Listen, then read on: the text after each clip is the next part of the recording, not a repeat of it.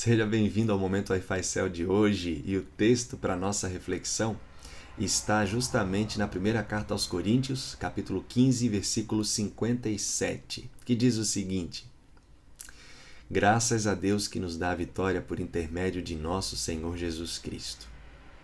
Nessa série O Pecado, nós vimos a origem do pecado, como que ele entrou em nosso planeta Terra, como que ele afeta cada um de nós hoje, e vimos também a solução. A solução é Cristo. Somente Cristo poderia solucionar o problema do pecado, pois para solucioná-lo era exigido alguém que não tivesse cometido o pecado e que não tivesse a inclinação para o pecado, a tendência para o pecado.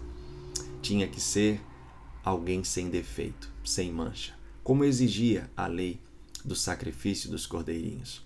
E Cristo Jesus, ele cumpre esses requisitos. E por isso, ele é a solução do pecado para mim e para você. Mas como vimos, mesmo aceitando a Cristo, o pecado como uma doença crônica continua instalado em nós. Por mais que fiquemos lendo a Bíblia o dia inteiro, orando numa montanha isolado de todo mundo, continuaremos com a condição de pecadores. E a pergunta é: quando então deixaremos essa condição? Quando então ficaremos livres dessa condição, dessa tendência, dessa inclinação para as coisas do mal?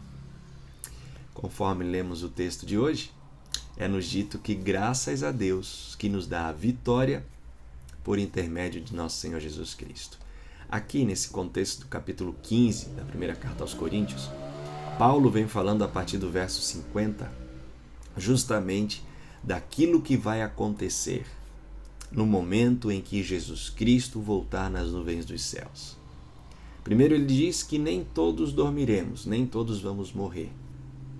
Muitos estarão vivos por ocasião da volta de Jesus. Paulo aguardava a volta de Jesus para os seus dias, por isso ele diz: nem todos dormiremos. Por outro lado, é dito também que o corpo que é corrupto, esse corpo que é limitado, corruptível, ele vai se transformar num corpo incorruptível. Esse corpo que é mortal, ele vai se transformar em um corpo imortal. E quando acontecer isso, que vai justamente acontecer ao soar da última trombeta, que é a prévia da volta de Jesus Cristo, aí então será feita a pergunta: ó morte, onde está o teu aguilhão? Porque justamente nessa hora a morte vai ser tragada, a morte acabará. E Paulo diz que o aguilhão da morte é o pecado. E lembram que nós lemos também nessa série que o salário do pecado é a morte. E aqui, nesse contexto, Paulo está dizendo que a morte terá fim. O pecado, que é o aguilhão da morte, se acabará. Enfim, o pecado terá um fim. É somente quando Jesus voltar nas nuvens dos céus. Ele então nos dará essa vitória. Teremos a felicidade de viver para sempre, sem mais a inclinação para o mal, sem mais tentações, sem mais dores e sofrimentos resultantes do pecado. Por isso que o livro do Apocalipse diz, quando João ele vê a nova Jerusalém, ele descreve que nela nunca jamais entrará abominação, não será contaminada, não entrará mentirosos, ali somente estarão os que estiverem escritos no livro da vida. O pecado terá fim. Eu não sei como que você tem lidado com o pecado. Tentação não é pecado. Mas a tentação, ela nos pressiona, né?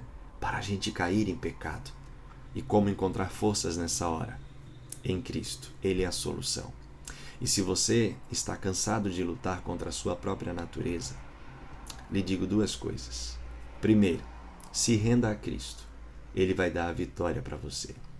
Segundo, Deus determinou um dia em que essa natureza será arrancada de você. Enfim, você viverá em paz, com perfeita liberdade, adorando e louvando e bendizendo o nome de Deus. Essa é a nossa esperança. Essa é a certeza que nos motiva, que mesmo em meio ao pecado que a gente passa aqui nessa terra, nós temos a certeza e a esperança de que um dia tudo isso vai se acabar. Que Deus abençoe você. Forte abraço.